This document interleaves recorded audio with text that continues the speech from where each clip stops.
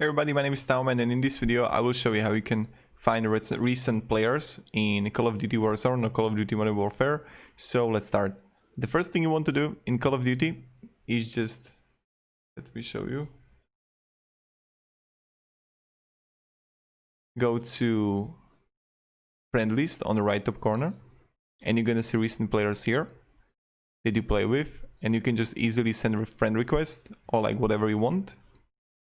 So you can report it or block the player, just do what you want, and this is how you do it. So thank you very much everybody for watching. If you have any questions, ask me down below in the comments. I'll be really happy to help you.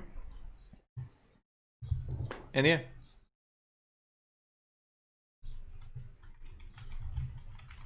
Have a great day and goodbye. So again, right top corner, recent players.